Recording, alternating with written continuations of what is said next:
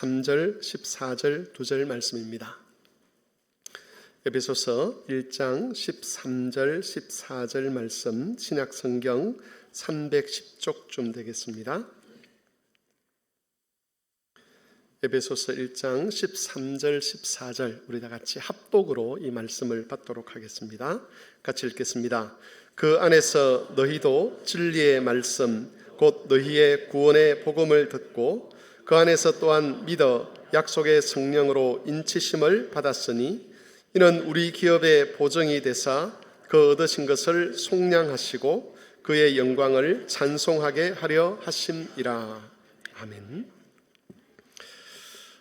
믿음 생활을 하다 보면 여러 가지 질문들이 생기는데 그 질문들 중에 하나가 이런 겁니다. 예수를 믿는 것이 나에게 무엇이 유익한가? 보통 이런 질문들을 할 때는 우리가 여러 가지 어려움에 직면할 때입니다. 고통에 직면할 때에 또 내가 예상치 않았던 사고나 사건들을 당할 때에 우리는 이런 질문들을 하지 않을 수가 없습니다. 왜냐하면 구원이라고 하는 것은 고통이라는 것과 같이 갈 수 있는 것이 아니지 않습니까? 우리가 구원이란 무엇인가 첫 시간에 구원이라는 것은 고통에서 해방되는 그런 측면이 있다라는 것을 말씀을 드렸습니다. 우리가 구원을 받게 되면 고통에서도 해방이 된다는 것이지요. 따라서 만일 우리가 죄와 사망으로부터 구원을 받았다면 당연히 고통에서도 해방되는 것이 정상입니다. 하지만 우리 중에 어느 누구도 나는 구원받았기 때문에 이제 고통에서 완전히 자유롭게 되었습니다라고 말을 할 수 있는 그런 사람은 없습니다. 우리가 구원을 받았지만 여전히 삶에서 여러 종류의 고통에 직면을 해야만 합니다. 때로는 질병의 고통에 시달리기도 하고 때로는 사랑하는 사람과 사별해야 되는 그런 경우도 생깁니다. 인격의 부족함 때문에 자기를 돌아보면 늘 열등감을 가지는 그런 사람들도 성도들 중에는 있습니다. 정신적이고 심리적인 질환들 때문에 본인도 힘들고 가족들도 힘든 그런 경우들도 우리 안에 얼마든지 있을 수 있다는 것이죠. 그럴 때마다 자연스럽게 이런 질문들이 나옵니다. 내가 예수를 믿는 것이 나에게 무엇이 유익한가? 어떤 경우에는 다른 사람들이 이런 질문을 우리에게 던지기도 하죠. 너를 보면 예수를 믿는다는 게 네게 무슨 유익이 되는지 모르겠다라는 그런 질문을 우리가 받기도 합니다. 구원받았음에도 불구하고 여전히 고통에서 해방되지 못하고 있는 우리의 모습들, 우리의 실존들로 말미암아서 구원이 도대체 무엇인가? 내가 구원받았다는 것이 내 삶에 어떤 유익이 있는가를 되묻게 되는 것입니다. 오늘은 이런 질문들에 대한 성경의 답을 찾아보고자 합니다. 특별히 구원이란 무엇인가 5번째 시간을 우리가 맞이하고 있는데 오늘은 구원의 종말론적인 구조에 대해서 살펴봄으로써 구원받은 성도가 여전히 고통에 직면할 수밖에 없는 그런 상황에 대해서 알아보기를 바라고 또 그런 고통 속에서 우리가 어떤 소망을 가질 수 있는가, 어떤 복을 누릴 수 있는가 하는 것을 살펴보고자 합니다. 에베소서 1장 13절 14절 말씀을 다시 한번 보시기를 바랍니다. 제가 천천히 한번 읽어보겠습니다. 그 안에서 너희도 진리의 말씀 곧 너희의 구원의 복음을 듣고 그 안에서 또한 믿어 약속의 성령으로 인치심을 받았으니 이는 우리 기업의 보증이 되사 그 얻으신 것을 속량하시고 그의 영광을 찬송하게 하려 하심이라. 여러분, 이 말씀에서 강조하고 있는 것은 성령께서 우리 기업의 보증이 되신다는 겁니다. 여기서 기업이라고 하는 것은 장차 우리가 하나님께로부터 받을 구원의 완성된 모습을 표현하는 말입니다. 보증물이라고 하는 것은 그 완성된 구원의 일부를 지금 우리가 받고 있다는 것이죠. 특별히 성령을 가리켜서 우리 기업의 보증이라고 말씀하시는 이유는 우리가 성령의 사역을 통해서 완성될 구원의 그 일부를 지금 이 땅에서 누리고 있다는 겁니다. 여러분, 이 가르침에는 크게 두 가지 중요한 내용이 담겨 있는데 이것이 오늘 설교의 두 가지 대지입니다. 첫 번째는 우리 구원은 아직 완성되지 않았다는 것이고 두 번째는 우리가 지금 여기서 완성될 구원을 미리 맛볼 수 있다는 것이죠. 먼저 우리 구원이 아직 완성되지 않았다는 이 가르침에 대해서 살펴보기를 원합니다. 앞에서 말씀드린 것처럼 기업이라고 하는 것은 쉽게 말하면 우리의 구원이 완성된 그 모습, 하나님께로부터 우리가 약속받은 구원의 총체적인 것을 가리켜서 우리가 받을 기업이다 또는 유산이다 라고 그렇게 성경은 표현을 합니다. 성령께서 우리 기업의 보정물이 되신다는 것은 지금 우리에게 이 성령께서 그 완성될 구원의 일부를 우리에게 주신다는 것이죠. 이 말은 우리의 구원이 아직 완성되지 않았다는 것을 의미합니다. 만일 우리의 구원이 완성되었다면 성령을 보정물이라고 표현할 필요가 없는 것입니다. 지금 우리가 성령 안에서 누리는 모든 은혜들은 장차 완성될 그 구원의 일부분에 해당하는 것입니다. 그러면 언제 우리의 구원이 완성되겠습니까? 성경은 예수님께서 재림하실 때에 우리의 구원이 완성될 것이라고 그렇게 가르쳐 주고 있습니다. 이런 사실을 우리가 그림을 통해서 좀 살펴보기를 원하는데, 구원의 종말론적인 구조를 통해서 이 사실을 좀 더 분명하게 알 수가 있습니다. 첫 번째 대지가 끝날 때까지 저 그림을 계속 보시면서 그렇게 설교를 들으시면 좋겠습니다. 예수님께서 이 땅에 처음 오신 것, 그것을 가리켜서 우리는 예수님의 초림이다라고 그렇게 이야기를 하고, 예수님께서 다시 오실 것을 가리켜서 재림이라고 이야기를 합니다. 예수님이 이 땅에 처음 오신 초림은 구원을 시작하는 사건입니다. 그 그림의 아래쪽에 보시면 거기에 죄와 사망의 세상이라고 되어 있는데, 예수님이 오시기 전에는 구원 역사가 시작되지 않았다라고 그렇게 볼 수가 있는 것이죠. 그런데 예수님께서 오심으로 이제 본격적인 하나님의 구원 사역이 시작이 된 것입니다. 특별히 예수님이 오셔서 십자가에 죽으시고 부활하셨는데, 이 십자가의 죽음과 부활은 죄와 사망의 힘, 권세를 파괴하는 그런 최초의 사건이었습니다. 예수님의 부활 이전까지는 아무도 죽음을 스스로 이기지 못했습니다. 이 세상을 지배하는 유일한 힘은 죄와 죽음의 힘이었고, 그 힘을 가지고 있는 사탄이 눈에 보이지도 않으면서 이 세상에서 왕노릇을 해왔었습니다. 그런데 예수님께서 죽었다가 살아나셨습니다. 그것은 일종의 죽음을 이기셨다는 것을 의미하는 것인데, 예수님 스스로 죽음의 힘을 극복하신 것이지요. 비유를 하자면 이것은 죄와 사망의 힘에 등뼈를 부러뜨리는 그런 사건이라고 볼 수 있습니다. 사람의 등뼈가 부러지게 되면 제대로 힘을 쓸 수가 없게 됩니다. 그만큼 예수님의 십자가 죽음과 부활은 죄와 사망의 힘에 치명타를 가하는 그런 사건이었습니다. 하지만 그렇다고 해서 죄와 사망의 힘이 이 세상에서 완전히 사라진 것은 아닙니다. 이미 패배를 했지만 마지막 남은 힘을 가지고 발악을 하는 것이죠. 등뼈가 부러지게 되면 힘을 쓸 수 없긴 하지만, 그러나 여전히 손에도 힘이 남아있고 다른 사지에도 남아있는 힘이 있습니다. 지금 역사하는 죄와 사망의 힘은 바로 그 남은 힘이라고 볼 수가 있습니다. 우리가 경험하는 죄와 사망의 힘이라는 것, 사탄의 역사라고 하는 것은 등뼈가 부러진 후에 마지막 발악을 하는 그런 죄와 사망의 힘입니다. 그러면 이 죄와 사망의 힘이 언제 완전히 끝이 나는가? 그것이 바로 예수님이 재림하실 때입니다. 예수님이 재림하시면 죄와 사망과 그 힘을 이용하는 마귀가 완전히 멸망을 당하게 되고, 예수님이 약속하신 온전한 구원이 우리 안에 이루어지게 되는 것이지요. 그때까지는 구원이 완성되지 못하고 구원의 완성을 위한 하나님의 일이 계속되는 것입니다. 세계 제2차 대전이 끝난 후에 신학자들은 이 구원의 구조, 종말론적인 구조를 2차 대전 당시에 있었던 노르망디 상륙작전을 통해서 이렇게 비유적으로 설명을 했습니다. 우리 성도님들 중에는 그 사건이 뭔지를 잘 모르는 분들이 계시기 때문에 비슷한 경험이었던 우리나라의 6.25 전쟁을 통해서 그 비유를 설명해보고자 합니다.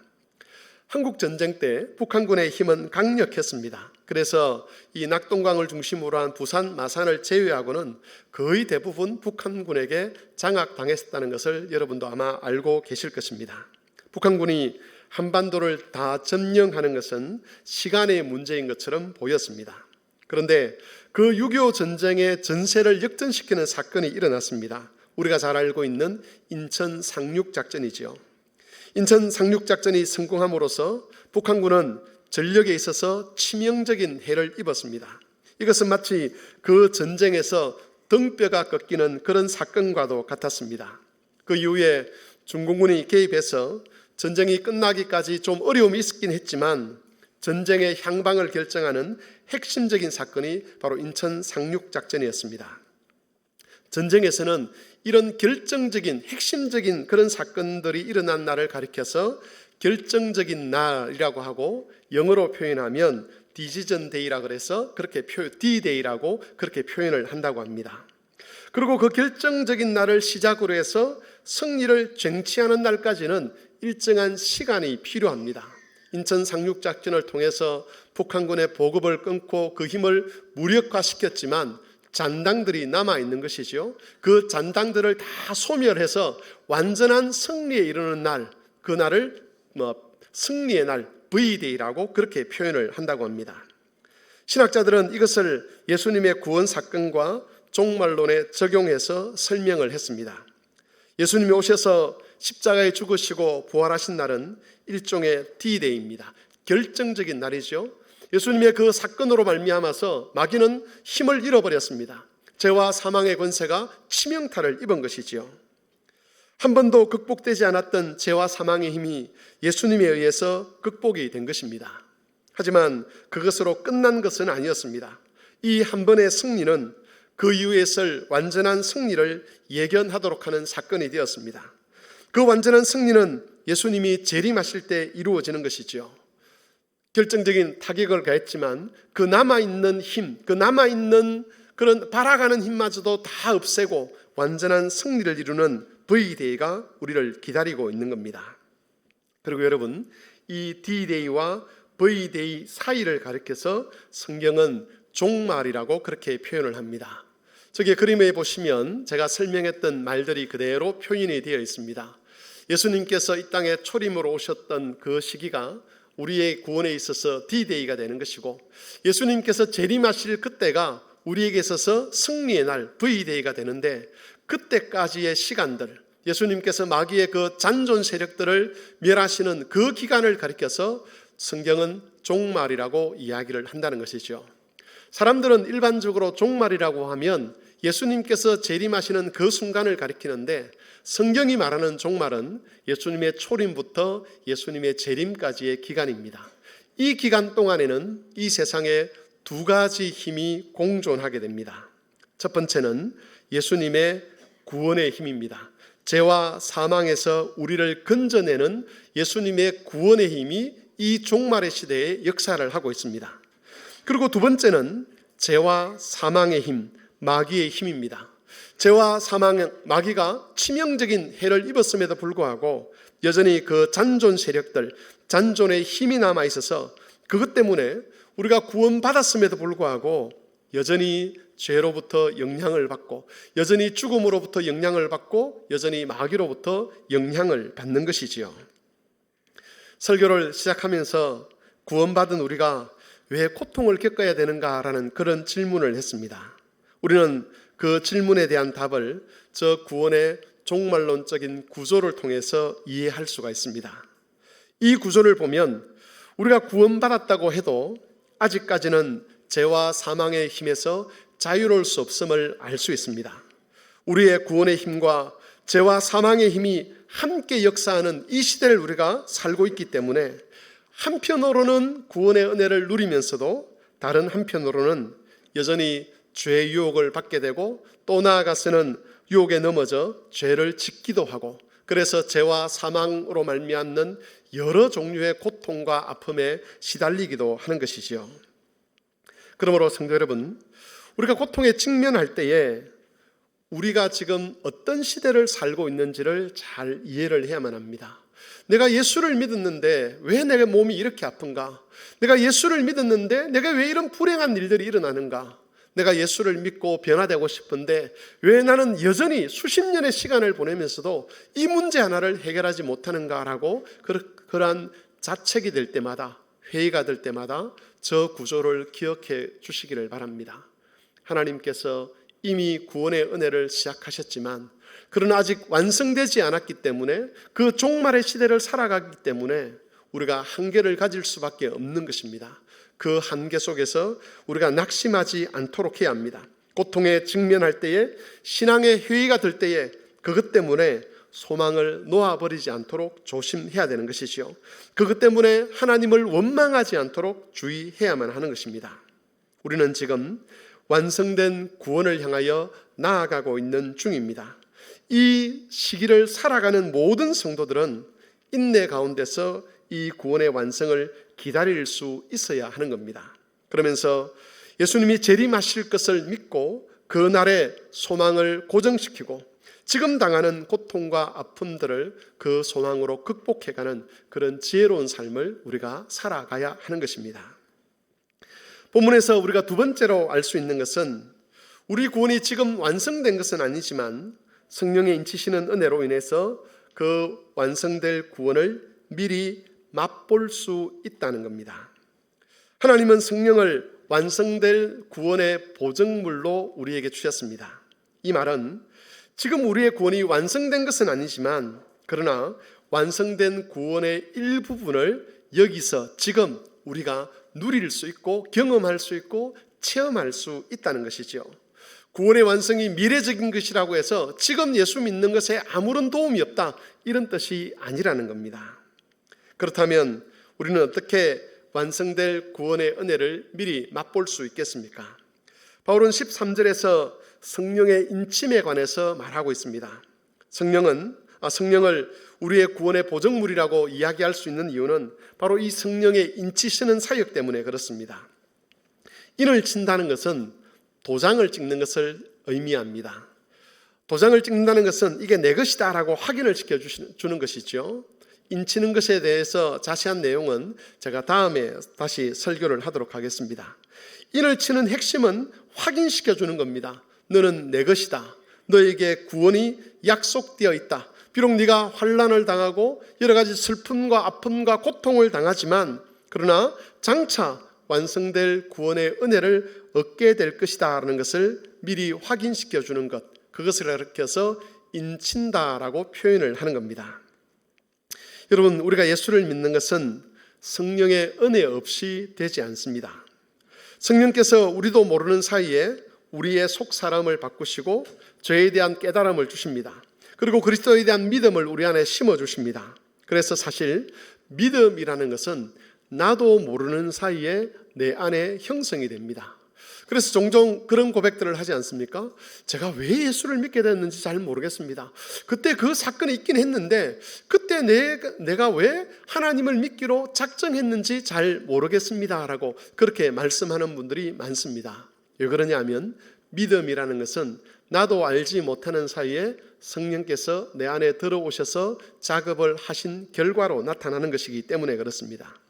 또한 성령께서는 나도 모르는 사이에 내 인생에 관여하셔서 내 안에 성화를 이루어 가기도 하십니다. 나를 점점 더 그리스도 닮은 자로 만들어 가시는 것이죠. 이것은 우리 안에 구원이 완성되는 과정이라고 그렇게 표현을 할 수도 있습니다. 그 성화가 나도 모르는 사이에 내 안에서 이루어지는 겁니다. 그래서 여러분, 일정한 시간이 지나고 나서 자기를 돌아보면 많은 것이 바뀌어져 있음을 알게 됩니다. 내가 막 노력을 하고 애를 쓰고 그러지 않았는데 어느 순간인가 보면 모질었던 성격이 바뀌어 있는 것을 확인할 수 있게 되고 삶의 습관이 바뀌어 있는 것을 확인하게 되고 내 가치관이나 말하는 방식이나 다른 사람을 대하는 것이 이전보다 조금 더 예수님과 가까워졌다는 것을 우리가 확인하게 되는 것이죠. 이런 것들은 우리가 깨닫지도 못하는 사이에 성령께서 우리 안에서 행하시는 일인데 이것도 성령의 인치시는 은혜다라고 그렇게 볼 수가 있습니다. 장차 이루어질 구원을 우리가 여기서 미리 맛보는 것이지요. 하지만 본문에서 성령의 인침이라고 하는 것은 그런 식의 성령의 역사만을 가리키는 것은 아닙니다. 오히려 바울이 여기서 말하고 있는, 강조하고 있는 성령의 인침은 우리가 깨닫지 못하는 사이에 우리 안에서 일어나는 그런 성령의 역사가 아니라 이건 성령 하나님께서 주시는 은혜구나, 이건 하나님께서 지금 내게 깨닫게 하신 사건이구나 하는 것을 분명하게 알 수 있는 그런 식의 성령의 역사를 말하는 것입니다. 아마 여러분들께서도 성령께서 특별하게 역사하시는 그런 체험들, 경험들을 해보셨을 겁니다. 기도하는 중에 성령께서 깨닫게 하시는 은혜로 말미암아서 정말 기도가 이전보다 훨씬 더 부유롭고 은혜 가운데 진행되는 그런 것들을 경험해 보기도 하셨을 것이고, 말씀을 듣는 중에 하나님이 주시는 큰 위로와 기쁨 때문에 가슴이 터질 것 같아서 그렇게 찬송을 마음껏 해보신 그런 분들도 계실 것입니다. 어떤 분들은 정말 견디기 힘든 그런 여건과 환경 속에서 특별한 사건을 통해서 그것을 모두 이길 수 있는 그 환경과 그 어려운 조건들 위에 서서 그것을 바라보면서 그것을 아무렇지도 않게 취급할 수 있는 그런 큰 마음을 성령 하나님으로부터 받은 그런 경우들도 있을 것입니다. 우리가 경험하는 그런 성령의 특별한 역사들, 그런 것들은 예수님의 재림 때에 있을 완성될 구원의 일부분으로서 우리가 여기서 미리 맛보는 은혜라고 볼 수 있는 겁니다. 미리 맛본다는 것은 선취한다는 것이죠. 그때 완성될 것이지만 이 땅에 있으면서 그때 완성될 그걸 미리 맛보는 겁니다. 미리 경험하는 겁니다. 그런 역사들은 우리 구원이 얼마나 영광스러운가를 깨닫게 합니다. 우리가 얼마나 큰 기쁨 가운데 거하게 될 것인가를 예견하게 합니다. 우리에게 가져다 줄 그 평화라는 것이 얼마나 우리에게 큰 만족을 줄 것인가를 알게 한다는 겁니다. 제가 설교 시간에는 개인적인 그런 경험들을 잘 말씀을 드리지 않는데 오늘은 한 가지 말씀을 드리고 싶습니다. 우리 교회 교우들과 관련해서 제가 성령의 깨우침을 통해서 알게 된 하나의 사실 또는 체험이라고 그렇게 볼 수도 있습니다. 우리 성도들 중에는 저와 개인적으로 다른 분에 비해서 좀 더 인간적으로 친밀한 분도 계시고, 또 저와 이렇게 자주 만날 기회가 없어서 인간적인 면에서 친밀하지 않는 그런 분들도 계십니다. 또 어떤 분들은 이러저러한 이유들 또 의견의 차이 때문에 저하고 조금 불편한 관계에 있는 분들도 계시고, 또 저의 실수나 잘못 때문에 스스로 마음이 불편한 그런 분들도 계실 수가 있습니다. 그런데 저하고 친하든 친하지 않든 저는 여러분들에 대해서 함부로 말을 하고 여러분들을 비난할 목적으로 다른 사람에게 여러분에 대한 이야기를 하고 또 속으로 여러분에 대한 원망을 하고 그럴 수가 없습니다. 왜냐하면 하나님이 주신 특별한 체험들이 있기 때문입니다. 언젠가 예배를 집례하는 중에 하나님께서 우리 교인들 한 사람 한 사람을 얼마나 존귀하게 여기시는지, 얼마나 영광스럽게 여기시는지를 특별한 체험을 통해서 깨닫게 해주신 적이 있었습니다. 그 체험은 한 번으로 끝난 것이 아니라 몇 주간 계속되었습니다. 하나님께서 제게 그런 식으로 말씀하시는 것 같았습니다. 네가 함부로 할 수 있는 상대들이 아니다. 내가 내 아들의 피를 가지고 값주고 산 나의 자녀들이지 네가 함부로 정죄하고 네가 함부로 말할 수 있는 그런 대상이 아니라는 것을 그렇게 깨우쳐 주셨습니다. 잘난 사람도 못난 사람도 저와 친한 사람도 그렇지 않은 사람도 심지어 나와 의견의 차이가 있는 그런 사람에게 하나님의 영광이 임하고 있다는 것, 하나님께 그 한 사람 한 사람을 아주 존귀한 자로 여기신다는 것, 그것을 체험하고 난 이후에 우리 성도들 한 사람 한 사람에 대한 제 마음의 태도가 완전히 달라졌습니다. 여러분, 그 경험은 우리의 구원이 완성되었을 때 우리 각자가 서로를 얼마나 영광스럽게 바라볼 것인가를 미리 체험하는 사건이었습니다.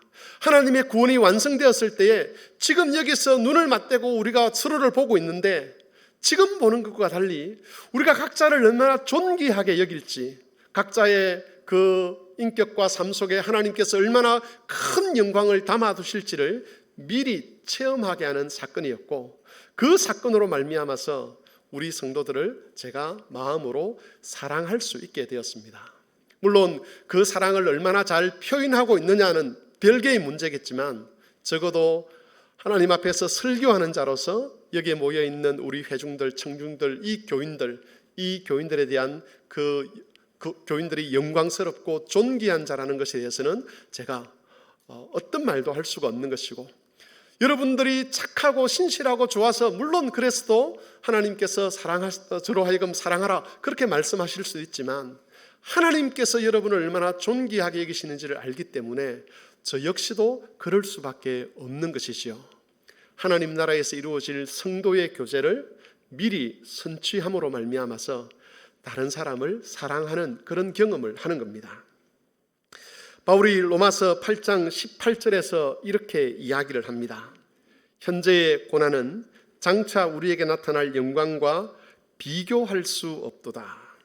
여러분, 바울은 어떻게 그 영광에 대해서 알았겠습니까? 물론 이렇게 이야기할 수 있습니다. 누군가가 바울에게 가르쳐 주었을 것이다. 지금 고난을 당하고 있지만 이 고난은 장차 받을 그 영광과 크기를 비교해 보면 고난은 1이라면 영광은 한 100, 200쯤 될 거다. 이렇게 가르쳐 주었을 수 있습니다. 정보가 주어진 것이죠.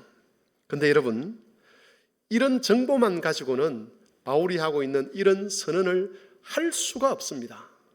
정보만 가지고는 수치적으로 그렇다고 하더라 이 말은 할 수 있지만 자기가 고난 가운데 있으면서 이 고난은 장차 임할 영광과 좋게 비교할 수 없는 것이다 라고 그렇게 영광 중에 노래할 수 없다는 것이죠.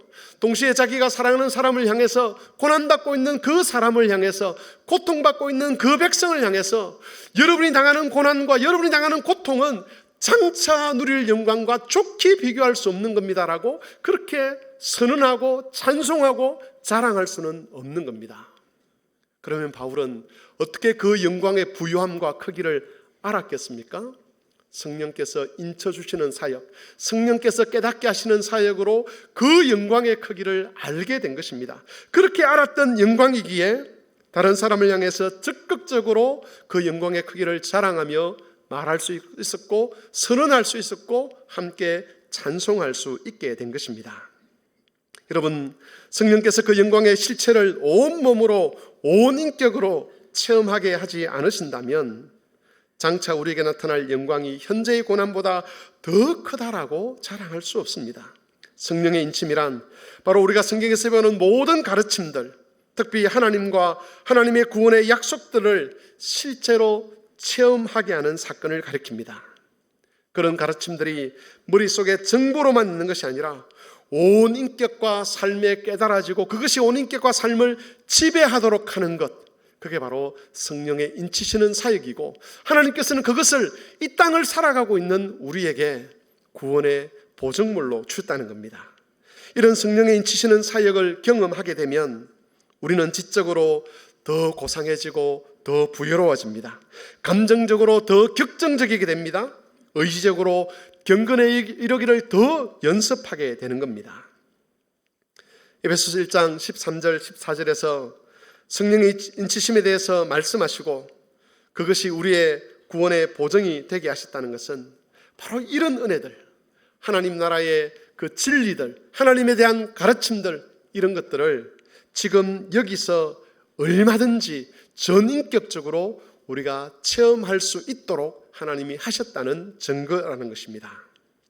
그러므로 성도 여러분, 우리는 이 은혜를 위해서 기도해야 합니다.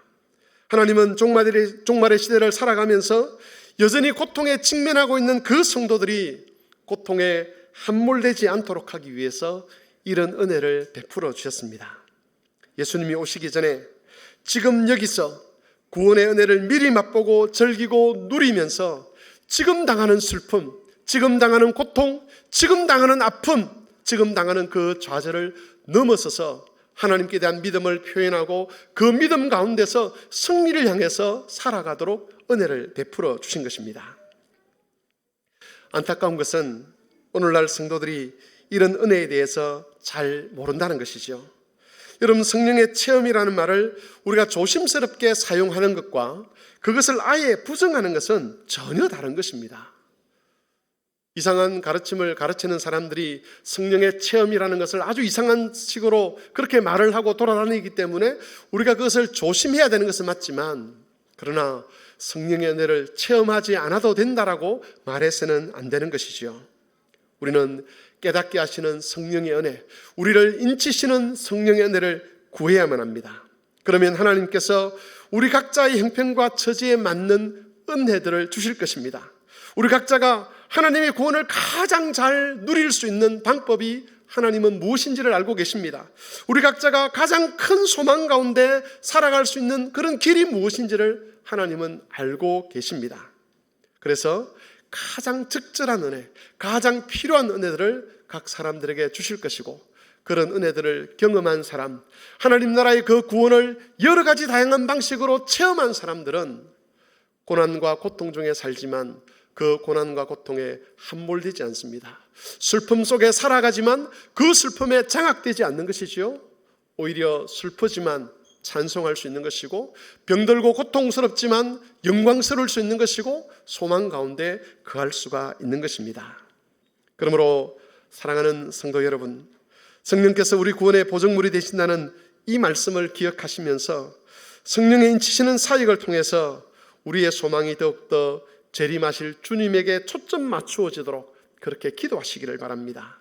그래서 우리의 신앙이 밋밋한 신앙, 고통 속에서 무조건 참아내는 그런 신앙이 아니라 고통과 슬픔 속에서도 하늘로 말미암는 위로와 기쁨이 있는, 하늘로 말미암는 영광에 취해보는, 하나님의 은혜로 말미암아 우리의 감정이 격해지는, 우리의 소망이 더욱더 견고해지는 힘있고 생동감 있는 그런 신앙생활을 유지하는 성도들이 되실 수 있기를 바랍니다. 말씀을 정리하겠습니다. 오늘 설교 제목을 보시면 설교 제목이 이렇습니다. 이미, 그러나 아직. 여러분, 우리의 구원은 이미 시작이 되었습니다. 그러나 아직 완성된 것은 아닙니다. 우리는 지금 그 사이에 끼어 있습니다. 예수님이 재림하시면 이 구원이 완성될 것입니다. 그때까지는 죄와 사망의 힘의 영향을 받아야 되고, 그래서 우리는 슬픔도 당해야 되고 고통에도 직면을 해야만 합니다. 그러나 여러분, 이해할 수 없는 그런 고통이나 슬픔이나 시련에 직면하실 때에 낙심하지 마시고 더욱더 성령의 인치시는 은혜를 구하시기를 바랍니다. 그리하여서 구원의 맛보기를 통해서, 구원의 선취를 통해서 능히 고통도 시련도 극복하는 그런 삶을 살아가는 복된 성도들이 되실 수 있기를 바랍니다. 주님의 말씀을 기억하며 같이 기도하겠습니다. 우리는 이미 구원받았습니다. 그러나 아직 우리 구원이 완성되지 않았습니다. 이 종말의 시대를 우리가 힘있게 살아가도록 하기 위해서 하나님께서 성령을 우리의 보증물로 주셨습니다. 이 성령의 은혜가 우리 안에 넘치도록, 이 성령으로 말미암아 우리가 소망을 더욱더 견고히 가질 수 있도록, 우리가 기쁨을 확인할 수 있도록, 영광을 확인할 수 있도록 하나님께서 도와주시기를 같이 기도하겠습니다.